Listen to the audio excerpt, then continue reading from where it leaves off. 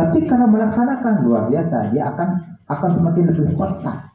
Proses menjadi orang-orang tipe-tipe orang soleh akan pesat. Kemudian kebertakwaan yang sudah bagus akan bisa mengantarkan kita kepada posisi keberislaman yang kafah, yang bagus, yang benar. Memang seseorang misalnya dari Kristen pindah ke Islam, masuk Islam, baca syahadat, itu Islam. Dia sudah berislam. Tapi berislam tidak secara substansial, Mas. Jadi berislam secara verbal, karena masih belum mendalami ilmu keislamannya itu. Nah, berislam yang sudah substansial itu keberislaman yang di dalamnya ada substansi penyerahan dirinya kepada Allah sudah maksimal. Sehingga karena sudah maksimal, maka akan dia mudah bersikap ikhlas kepada Allah. Dalam skema ini, tapi mengamalkannya sulit ini. Nah, ini ada panah ke bawah. Beragama Islam secara sofistik dalam beribadah mahdoh dan dalam ibadah muamalah. Jadi esoterisme Islam akan mudah kita peroleh, eksoterisme juga bisa kita lakukan di tengah masyarakat. Nah, persoalannya godaan di tengah masyarakat banyak, terutama godaan dari janda-janda kembang. Itu juga godaan berat. Sekarang jumlah janda kembang banyak. Kalau tidak hati-hati di Facebook atau di mana. Kalau yang tidak terlalu gemuk, iya. enggak. Awalnya iseng-iseng, tapi kemudian akhirnya menjadi selingkuhan. Dan yang miris ya, yang ngeri justru terjadi di kalangan anak-anaknya kiai. Kebetulan saya punya famili menantu jaga besar karena sering bermedia sosial. Ya, akhirnya berselingkuh dengan orang lintas kabupaten. Diketahui oleh istrinya, diusir oleh istrinya. Keluarga besar kiai dan di Pamekasan lagi itu pasti famili saya. Tapi tidak perlu menyebut. Itu dampak dari bermedia sosial yang tidak diimbangi dengan penambahan ilmu. Nah, kalau penambahan ilmu dari media sosial itu terbatas. Yang paling bagus penambahan ilmu dari media manual, buku dan majalah. Sederhana saja, rajin membeli majalah Hidayatullah sudah dapat ilmu.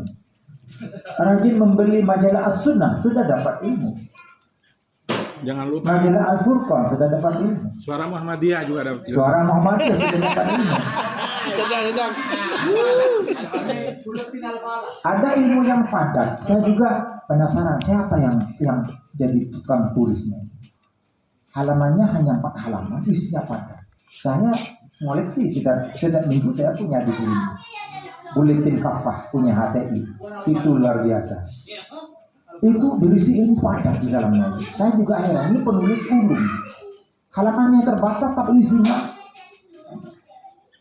Saya pun dari nomor 1 sampai terbaru ada. Sebagai penambahan ilmu pada saya. Tidak harus saya menjadi HTI ya. Tidak harus. Nah, dengan hal-hal seperti itu, maka ya masa depan itu sudah mencantolkan diri pada Allah. Tidak pesimis menghadapi masa depan. Walaupun sekarang belum punya karir, tidak pesimis. Karena agama mengajukan dekat-dekatlah dengan Allah untuk berdoa agar supaya Allah segera memberikan pengkabulan doa apa yang kita doakan. Nah, persoalannya adalah dalam menghadapi pergaulan di zaman sekarang sudah banyak mengandung unsur kesyaitan dan keiblisan melalui media sosial itu berat sekali memang sekarang.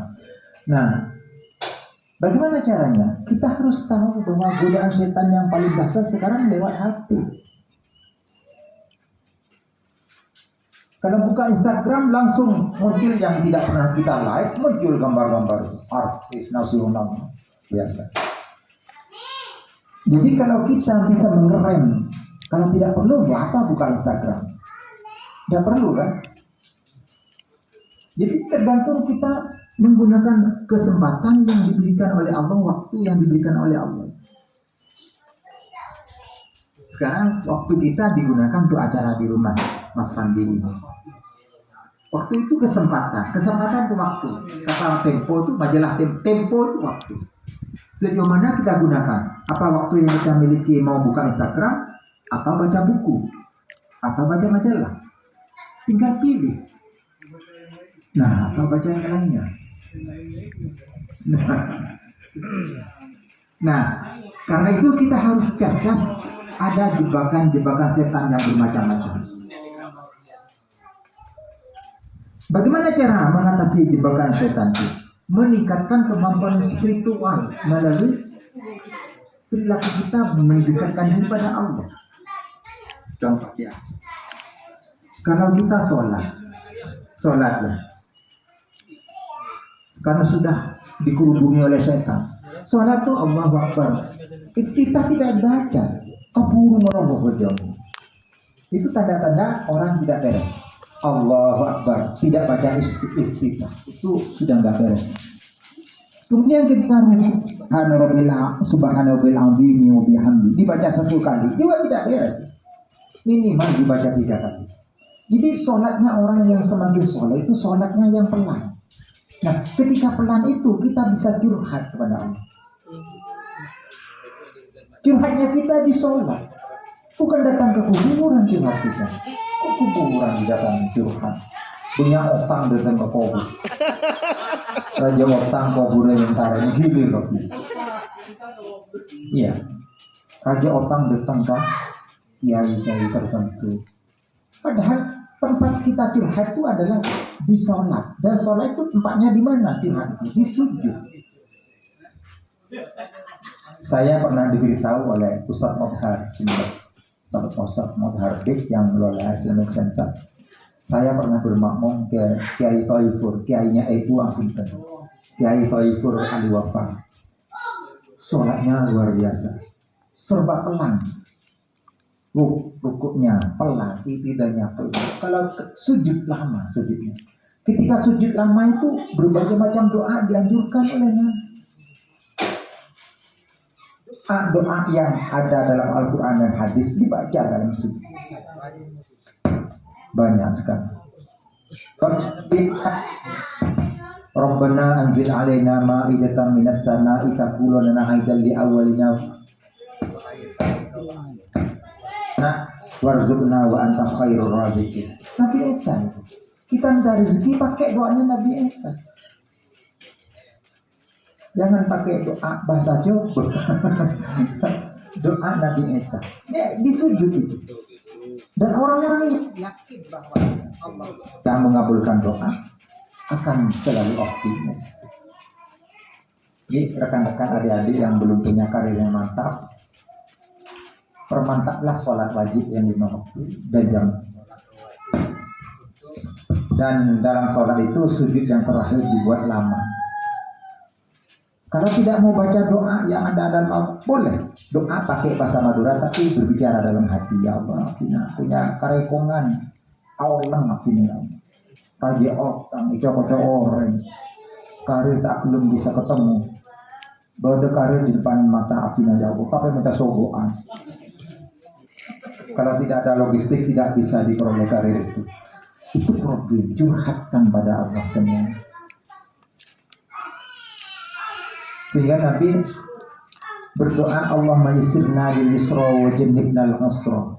Singkat, ini doa sering dibaca oleh Sayyidina Umar bin Khattab.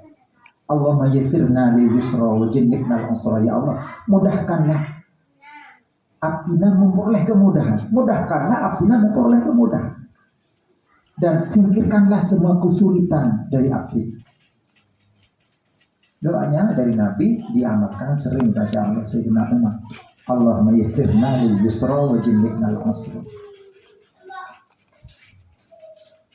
Nah, kalau ketika sudah punya karir bagus, banyak orang yang iri hati kanan kiri.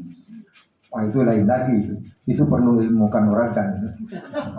Yang akan menjungkirkan, yang akan menjatuhkan banyak. Karena semakin tinggi, anginnya semakin berkencang, bertiup kencang sekali. Pakailah doanya pindah sawat sebenarnya. Pindah sawat itu. Ya dan pindah sawat Ya dan basyir syadid, ya Allah, Engkau yang memiliki serangan yang dahsyat. Ya dan basyir syadid, khudil haqqo liman zalamani. Tegakkanlah hak untuk orang-orang yang zalim pada kami. Itu terus. Ilaha illallah Muhammad Rasulullah salamun qawlan min rabbir rahim. Tapi sebelumnya banyak doanya. Hanya intinya saja, ya dan basyir syadid, khudil haqqo liman zalamani, la ilaha illallah Muhammad Rasulullah salamun qawlan min rabbir rahim. Habis itu yang akan zalim pada kita bunuh. Atau doanya Nabi Muhammad ketika menghadapi para orang-orang yang memusuhi. Itu dalam rangka menaikkan karir. Ini dipindah dalam rangka ngetes. Kalau semakin maju di Blitar, dia punya kredit poin. Saya memahaminya ini pindah ke Blitar Mas Fandi untuk bisa memperbesar prestasi di Blitar. Kalau dia punya prestasi di Blitar, maka bisa jadi karena sudah punya prestasi dipindah ke Kota Madya Surabaya kan nanti ya. Nah, doanya Nabi Muhammad itu Allahumma inna naj'aluka fi nuhurihim wa na'udzubika min syururihim. Itu Nabi Muhammad. Saya oleh Kiai Bashir Bulu-Bulu disuruh ngamalkan 41 kali setelah sholat Isya. Itu ada doa itu ada di Sahih Bukhari, Sahih Muslim. Kiai Bashir Bulu-Bulu saya berikan kok berdengar kitab